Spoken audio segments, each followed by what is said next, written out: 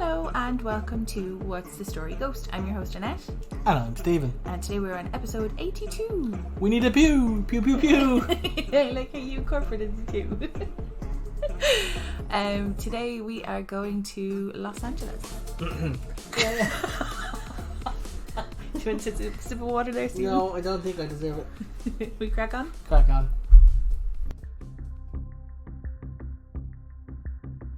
Never let it be said that I won't cover something bizarre because it's too true crimey.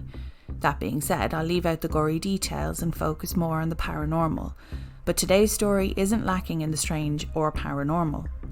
For today's story, I feel I need to do a disclaimer. This episode will include mentions of suicide, stabbing, rape, filicide, and many other things that some listeners may find upsetting. So if this episode is too heavy for you, feel free to skip. We appreciate how much you support us in every other episode. When something blows my mind, I have to know more about it. And this particular case is both bizarre and utterly tragic. As with most deaths, it's seldom the person who is gone that I feel for. Don't think me as cold, but I feel more for the people that they leave behind. And the people left behind in today's story are still reeling from the ordeal to this day. Elisa Lam, also known as her Cantonese name Lam Ho Yi, was a 21-year-old college student studying at the University of British Columbia in Vancouver. Elisa struggled with mental health issues and had bipolar disorder, but never let that stop her from leading a full life. In fact, she actively blogged about her mental health and ran the page called Ether Fields, which remains up to this day, recounting her struggles with depression and bipolar disorder. On January 22, 2013, Elisa began what she called her West Coast tour. She was planning to visit San Diego, Los Angeles, Santa Cruz, and San Francisco, but a tragic and mysterious event cut her trip short. Due to the obvious dangers of travelling alone, and this part broke my heart, Elisa would check in daily with her parents, like every day of her vacation. So naturally, if a day went by without a phone call, of course, her parents would worry. So she made sure to call in San Diego, where she spent 2 days, before moving on to Los Angeles. However, that would be the last stop on her tour. These are my best attempts to try and create a timeline of what happened, even though we have no idea what happened. On January 26, 2013, Elisa arrived in Los Angeles and checked into the somewhat infamous Cecil Hotel on South Main Street. On January 31st, Elisa was seemingly spotted by a worker at the hotel. At the beginning of February, Elisa was meant to check out, as she was supposed to be moving on along her West Coast tour, but she never showed up for checkout, which prompted calling the police. On February 6th, the LA Police Department released details about the suspicious disappearance of a missing Vancouver woman, and then the following day, the 7th, they held a press conference about her disappearance. By February 14th, the LAPD released a 2-minute-long surveillance video of Elisa, and this video has since become probably one of the craziest last-seen rolls of footage I have ever witnessed. She seems to be acting unusual in the hotel's elevator, pushing the buttons for several floors, stepping outside the elevator, looking like she's engaged in a full-blown conversation with an entity that can't be seen, and then leaving. And then finally, on February 19th, after complaints came from guests of low water pressure at the hotel, a worker checked the hotel's water tanks and discovered a body. It's later identified as the missing Elisa Lam. On February 20th, officials at the hotel issue a do not drink order to the hotel's residents after Elisa's body was found in the water tank. Her clothes, the same ones she's wearing in the CCTV footage, were floating next to her. Now here's where it gets hard to know exactly what happened. Yes, her behaviour in the elevator was perplexing at best, but it said that the last person to speak with her was a local bookstore owner. The fact that Elisa was only halfway through her vacation and purchasing books for her family suggests that she had made no plans of taking her own life. Therefore, suicide quickly became ruled out by investigators and researchers. And although theories have been discussed regarding murder, accidental drowning, or a mental break due to Elisa's medication, some have theorised that Elisa was communicating with an invisible presence and that she was led to her death. In addition, Some theorists believe Elisa's hands and arms appear to bend in an unnatural manner in the elevator footage. Given its history, the Cecil Hotel is said to be haunted. The hotel's sinister past may explain why so many strange things happened there. Because it wasn't the first death at the hotel, far from it. For its long history, the Cecil Hotel has been drenched in death, namely suicides. One of the nicknames for the Cecil Hotel is the Suicide. Season 5 of American Horror Story was inspired by the creepy history of the Cecil Hotel. Here's what you need to know about the Cecil Hotel. So many people have died at the hotel, there's a Wikipedia page dedicated to the deaths. Upwards of 15 deaths by either murder or suicide are documented on this page. If you're curious, I have added the link to the show notes, don't worry, no judgment here, I looked. But for those who would rather hear it than read it, here's a list according to Wikipedia. Some of these smacked me across the face, metaphorically.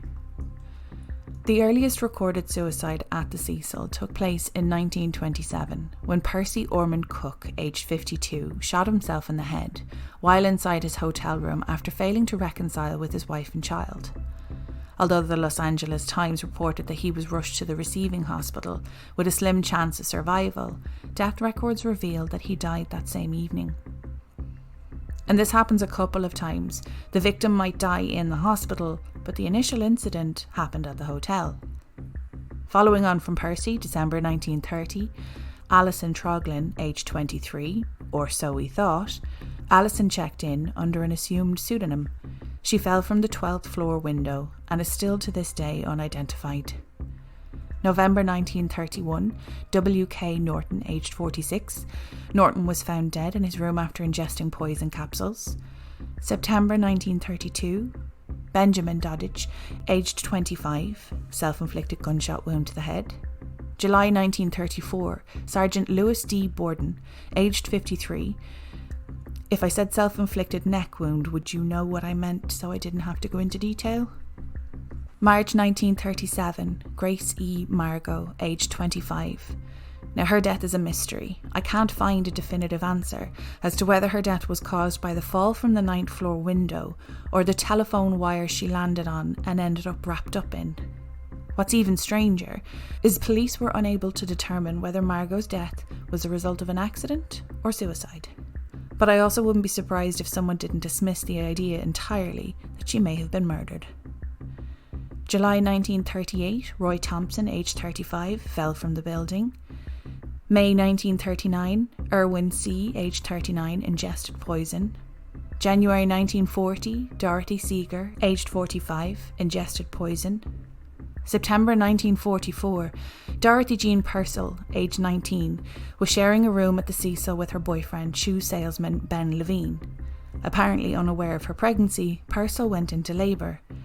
In her testimony, she said that she did not want to wake the 38-year-old sleeping Levine, so she went into the bathroom where she gave birth to a boy.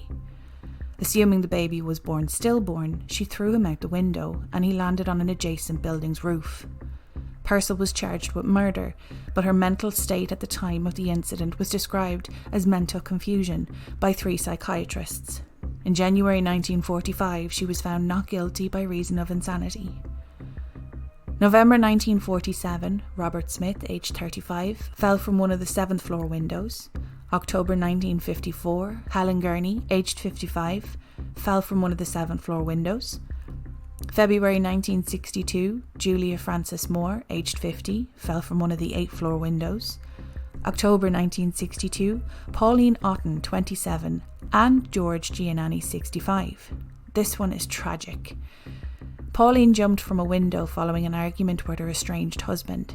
Sadly, she landed on George Giannani, who was taking a walk at the time. The impact killed them both. As there were no witnesses to the incident, police initially thought that it was some sort of suicide pact between the pair. Subsequent investigation, however, ruled it for Giovanni due to him having his hands in his pockets and his shoes on. His shoes, apparently, would have fallen off with the jump. June 1964, Pigeon Goldie Osgood, aged 65. Osgood was well known around the area and had earned her nickname because she fed birds in nearby Pershing Square. There was no question of accident or not with Osgood's death. She was raped, beaten and stabbed to death. One Jack B. Elner, aged 29, was arrested and charged with her death after he was found walking through Pershing Square in blood-stained clothing, but he was later cleared and her murder remains unsolved. September 1992. In the alley behind the Cecil, the body of an African-American man was found. Police said he had either fallen, jumped, or been pushed from the hotel's 15th floor. No identification has been made of the 20 to 30-year-old male. Then there was Elisa, and then the most recent death, believed to be a suicide, occurred in 2015 when the body of a 28-year-old man was discovered outside of the Cecil Hotel. People believed that he had jumped, but according to the LAPD, the cause of death hasn't been determined. Another well-known case linked to the hotel is that of the Black Dahlia. The 1947 murder of actress Elizabeth Short is perhaps one of the great unsolved murders of history. Seemingly, Short was seen at the Cecil bar in the days leading up to her death. If we're being honest, the sighting was never actually confirmed, but it's easy to see how it would fall into the narrative. The Cecil Hotel has also housed serial killers over the years. In the 80s, the infamous serial killer Richard Ramirez, the Night Stalker, allegedly stayed at the hotel. In the 1990s, Austrian serial killer Jack Unterweger lived there. He was sent there to report on the different cultural attitudes about sex work in the US versus in Austria, when he went on a horrific killing spree targeting the sex workers he was supposed to be interviewing. Considering the hotel's history, when I asked myself who could be haunting the hotel, well, it could be any of those poor souls. There are stories of cold spots, shadowy figures, and a feeling of being watched, just like most creepy old buildings. There was a story doing the rounds a couple of years ago of a photograph showing a shadowy figure on the outside of one of the windows of the Cecil Hotel, looking as if it was about to jump, and other stories of seeing a spirit that looked a lot like Elizabeth Short. One of the biggest mysteries for me is how the hotel is still open, but people still come in droves every year. And with such a bad history of either death by suicide or murder, the only reason I can think of is just so they can say, I survived my stay at the Cecil Hotel. What do you think of that story? That was a great story. That was intense. I had seen that particular season of American Horror Story, so I was like picturing it, and I was like, any minute now she's going to talk about Lady Gaga. I haven't seen that yet. Oh, spoiler alert. The only reason I haven't seen it is because after the circus, American Horror Story kind of got a bit weird for me. But Yeah. I love The Coven and I love the first season, so Yeah, have a look to see. I think I'll just skip the circus one altogether. do. Because anyone I've said that to hasn't said, no, you should watch it because it's just weird. It is weird. It's more freak show weird than haunted weird. Whereas this one gets back to, like, the first one was haunty. The first one was haunty. Like, Yeah, but that booga booga, we would have said off air there, I asked you if you'd ever heard of the Dahlia story. The Black Dahlia was actually in the first season where the house belonged to a dentist, because seemingly that's what happened to her. She was... Okay, they don't actually know. It's a fantastic... There's so many different podcasts on it, but it's a fantastic true crime story. But she did complain in the days coming up to her death, or let's call a spade, the day she was murdered. Leading up to that, she was complaining of tooth pain. So when it came up in American Horror Story, I liked the way they stayed kind of true to that a little bit, because I don't know any of the other stories. Now, in fairness, the American Horror Story where they have the saxophone player guy, the Axeman. Yeah. I only knew about that because I listened to a podcast called Unsolved Mysteries True Crime, and it's not just a podcast where the two hosts talk about it, a show like you and I do. They talk about it, but in the background there's like proper voice actors acting out the show. It's a huge production, but they're like, it takes about an hour to do a show, and I'm like, that's amazing. But this one, I did try my very best to watch, but I definitely got to listen to a lot of stuff from the Netflix series. There was like 4 episodes on the Cecil Hotel. I didn't realise how invested people got, because to me, I don't know, it was maybe 2012 before I really started getting into like maybe Facebook and stuff like that. like her blog was on Tumblr. Tumblr just doesn't seem like an app that I would ever use, but it was so big for her at the time, and it was a wonderful outlet for her. But there were so many people that got so invested when, as soon as they heard that she was missing, they were like, now hang on a second, I heard something and this doesn't seem right, and how have they not found her yet if there's no CCTV footage of her ever leaving the hotel? Like, I'll show you the CCTV footage because her behaviour is so strange. Show it to me in a minute. Yeah. But I was just going to say the reason why people still go back there is because ghosts can't write Yelp reviews. That's very true. That's very true. Please don't come here. You may die. Yeah, you can't. It's like, no. Okay, you can type it in and they go press send. It's like, please give us an email account. Yeah. And Gmail doesn't give ghost emails. It's not ghost. It's ghost mail. But you know what's mad though, because the manager in the hotel was like, yeah, and I swear to God, as soon as it came up on the news, it was like, we just got super busy. And I'm like, she's saying that like it's a surprise. Like, what did she think was going to happen? Paranormal. When I was talking to the hairdresser the other day and I told her I had a paranormal podcast, I always feel kind of touch and go about how people are going to react to it. Now, even the people who say that it's not for them, but they still enjoy true crime or they still enjoy podcasts, always says, oh my God, you're so brave. And I'm like, they know that I do most of my research in the dark, don't they? They know, they can see it on my face. But the paranormal world for people is so alluring and they just have to be a part of it. But for them, I suppose because she was so young, like she was in her early 20s, because she was, I was going to say our age. She's not our age. She could be my kid sister. God, she couldn't be my daughter. I'm not that much older. But because she was everyone else's age at the time, she would have been our age at the time. People felt so invested because they got a little bit sleuthy, let's call it. There was a guy who is, I think he considers himself rock metal, so it's really hardcore.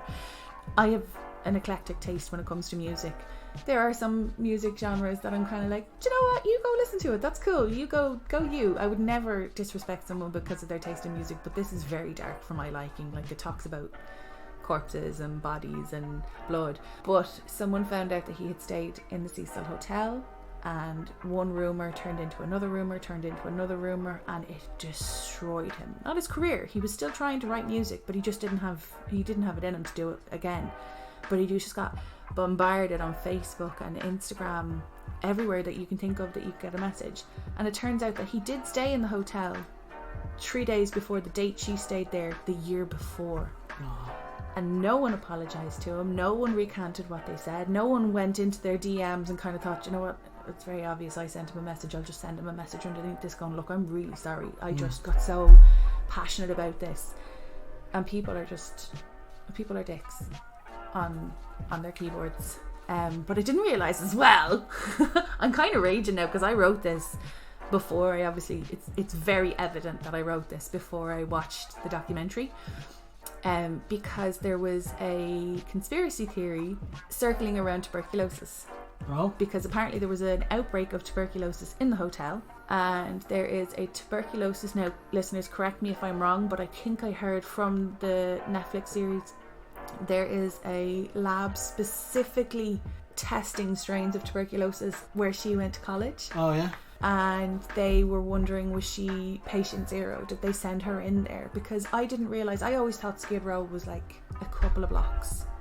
I didn't realise it was 50 something blocks of just the whole downtown. And there was a bit of gentrification done a couple of years ago, but it just seems, and this isn't me criticising, we have our own homeless issues here, but in Skid Row alone there's about 50,000 homeless people, and they've just become used to living nowhere. Yeah. They're just complete nomads, and everyone just kind of picks a corner and hopes to God that no one comes in and kills them during the night for the sake of the fact that they have a tin of beans. And I'm not taking the piss.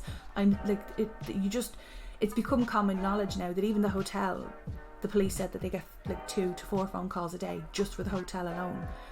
Because I always thought that was the whole hotel, like all the floors. I think it's 14 floors, but it doesn't have a 13th floor. Is that a common thing with hotels? Yes. Why? Yeah. Everybody's superstitious. Especially in the haunted hotels. Yeah, they would be. But like, do you remember do you remember in 2011, 2012, all the car dealerships were going mad because they thought nobody would buy a car because it was the reg would be 13, yeah. and they put this thing about like that was the best time to put in. Yeah, you need to explain this because most of our listeners are American. So the car dealers wanted to split the year up into two when they used the superstition as an aid for getting what they wanted. As an aid. That's actually exactly what they did. But in reality, they want to split it up into two because the what did you call it when I bought my car? The vanity purchasers. I'm not judging at all. I'm okay with it. I bought my car because it's a vanity car. But they would want to buy the newest car. So if they split the year into two, they would buy 2 new cars here instead of one new car. So instead of just January sales, they would have, what did we just, it's July. January and July. So basically the way the registration plates work over here is it's the year the car was registered, the county it was registered in, and then they're actually backwards. So basically if you have a 12D 1234, that means that it was the 1234th car registered in Dublin in 2012. So the registrations work backwards, but we know how to read them forward. But when it came to 2013, instead of it being 12, 13, 14, it went 12 and then 131 and then 132 in July. And I thought that I thought maybe they'd get away with they'd just do 131 for the full 14. Year and then go back, but they were like, no, there's too many monies to be made here. Because how many times have you been on the motorway? We only kind of talked about it last week while we were in the car. Yeah. Or this week while we were in the car. I said I hadn't seen any 232s yet. And I was like, oh, no, sure, they won't be coming out until July. But why did we even get onto this topic? 13 floor. I was talking about Cars. superstition, yeah. And then you said what I said. I don't think I've ever worked in a building that had more than... Oh, and that's the other reason why we got a house. Yeah, that's actually true. We got a cancellation because somebody didn't want the house number 13. I don't think... No, I've spoken to my best friend about this and she has basically explained it to me. A number is what you make it. If you got a smack of the number 7 bus when you were little and ever since then the number 7 has just not been lucky for you, then obviously 7 is an unlucky number for you. But 7 seems to be a really good lucky number in Chinese culture, even in Irish culture, I suppose 7 seems to be a good number. And I'm like, yeah, 13's never done anything wrong on me. And if you're a fan of Strictly Come Dancing, Bruno Tognoli loves the number 7. And if you're not a fan, you've no idea what's just happened. Let's crack on. I don't actually know because I haven't watched the show. The only thing I know about the show is "You're my favourite" or whatever it is that you. Is that? Oh yeah, you're my favourite. Yeah. Bruce Forsyth, you're my favourite. Bruce, he says you're my favourite to everybody, and I think that's beautiful. That is beautiful. Because everybody's his favourite. Yeah, but he doesn't, and favourite. Nobody knows. When I remember the first time you said that to me, I was like, "I'm your favourite what?" And you were like, "Just everything." I was like, "Oh, that is so much nicer than you thinking of specifics." Because I think what happens Keep the compliments broad, kids. Yeah, no, you're dead right. Because what happens is, if you turn around to me and I said to you, "Why do you love me?" and your first answer was, "Because you're beautiful," I'd be like, oh, "Okay, you know I'm going to get old, and that's not going to last." Whereas if you're just like, "I love you," why? Just because of everything. I'm like, oh, all right, yeah, cool. So keep it. What's the expression? Keep it sweet. Keep it sweet. Oh wait, no, I think it was a serial killer who used to say that. No, it was a cult. Never mind. Was it? Oh, it was a cult. Yeah. It was Jones. Was it Jonestown? Something like that. I was keep sweet. Pray, It's the one keep where they drank all sweeter, the Kool-Aid. something. Yeah, it's one of them. Yeah, there's nothing paranormal in there, so I can't was cover it the that story. one where they shot the whole building down? No, that was... That was Waco. I was thinking. Sorry. You were going to show me a video. I was going to show you a video. 3 minutes later. No, it's only a 2-minute long video. Now, so I've just showed Steven the video there, and I think you can probably agree it's probably the weirdest last scene footage. Because it's so long. Normally last scene footage is like in and out of a garage, or, you know, you see somebody walking by a building or something. You don't see something for like, what was that, 2.5 minutes I showed you? It was strange, not you. It was strange that the elevator lift didn't go anywhere. She pressed all the buttons. There was something, and I seen you said earlier that it looked like somebody was twisting her hands or something. I was looking for it, like, and I was like, no, that's not. And then towards the end, I was like, something's going on, and it looked like somebody had cropped out her hands. But at the same time, she could have been having a discussion / argument with someone, because she looked like she was looking in and out of the elevator, and she was still facing the same direction when she was doing her hands and having that talk, and I only apologise for the squeaky chair I'm sitting I think you're rubbing up against the rad. Because your leather jacket's on the... Biker jacket's on the back there and slipping on the rad. But yeah, it looks like someone either someone was invisible and holding her hands, or she was having a conversation, or it looked like she was having muscle spasms because her hands were moving in such a way that you wouldn't normally. So I don't know, maybe her medication acted quite weird and she was having an epileptic fit or a muscle spasm of some description. The coroner took his time and made sure that he got all of her blood work back before he even gave a prognosis. I think that was probably the smartest thing to do, because there was so much media coverage on this. I can't even imagine the immense pressure that he and the rest of the LAPD were under. But he waited until all of her toxicology came back, and they expected a certain amount of her medication to be in her system because she was on an antidepressant and an antipsychotic, or I think they refer to it as a mood stabilizer. I think basically the phrase is interchangeable. And they said that her dosage was the opposite to what I thought, was lower. So they reckon that she might have been not regimentally taking her medication while she was on, because I think that can nearly affect you worse. And if she's got without sounding crass, but a bad case of bipolar, you know the way diabetes is done out in different levels. I think bipolar is done out the same. It's different level. Yeah, so she was the worst level. So like if it goes wrong, it goes really wrong, and you have highs and lows, and you could be manic or depressed. They're both as bad as each other. Yeah, and because there's such a stigma about mental health in general, but in particular about bipolar disorder, I grew up thinking manic depressive was one mood, which makes absolutely no sense, because the way she described it was there are days where she could have 4 really good days, but she doesn't realise that she's manic, and then she ends up spending a week in bed. And I was like, right, so that's the moods, that's the highs and lows. Whereas I'd love to be able to say you or I, but I have my own stuff going on. But generally, a person at their peak mental health fitness will just be ebbs and flows, whereas someone with bipolar will be very, very high and very, very low, and you never know if you're coming or you're going. And the reason you're on these medications is to stabilize your mood. But I think the reason that she took this trip was to prove to herself that she was just like everybody else. And she wasn't. She was a fantastic person. She was far more interesting than most people. But I think she thought of it as, because there's such a stigma behind it, she was nearly, I can't tell people face to face that this is what I'm struggling with. But whereas online she felt that she had that safe space, that forum where she could, open up. So when the toxicology came back that the medication was really, really low, I think that because she was having such a great time on her holidays, she thought, I feel really great.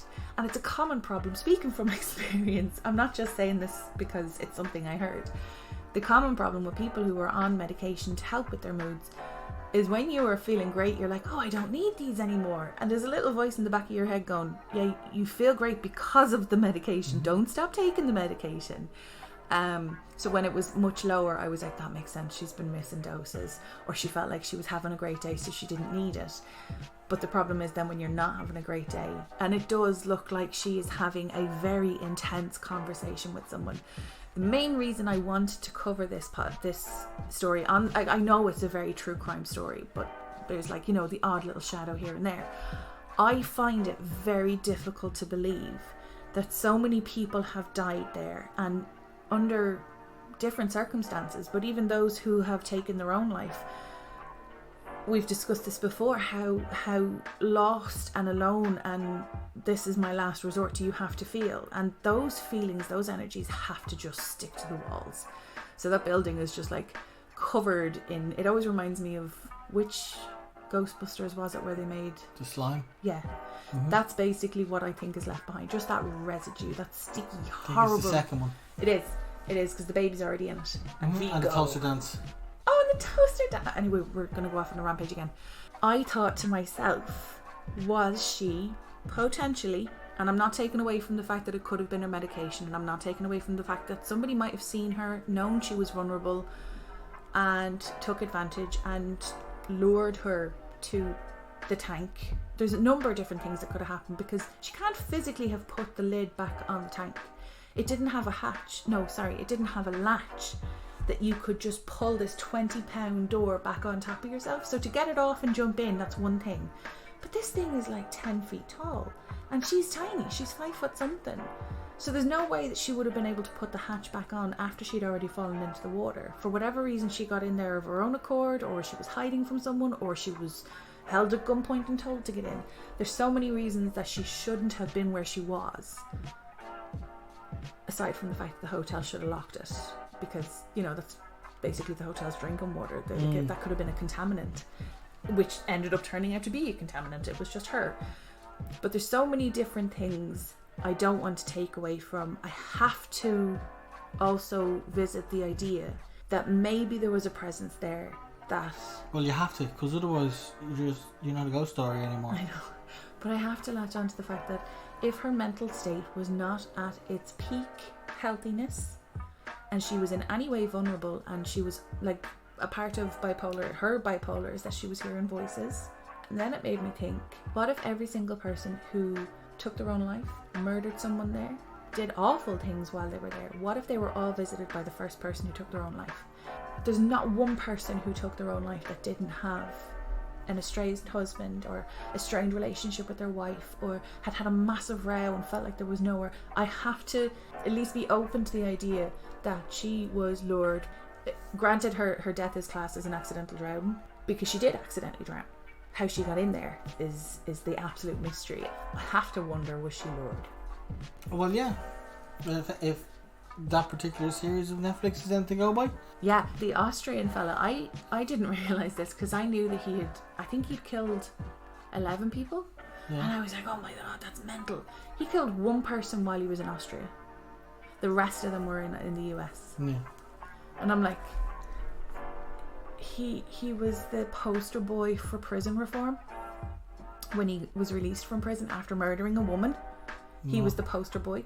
So he got a job as a journalist, and that's why he was sent to do that report. Now, I read about it, and then it was only after I actually watched after I watched the Netflix series, I was like, they sent him there.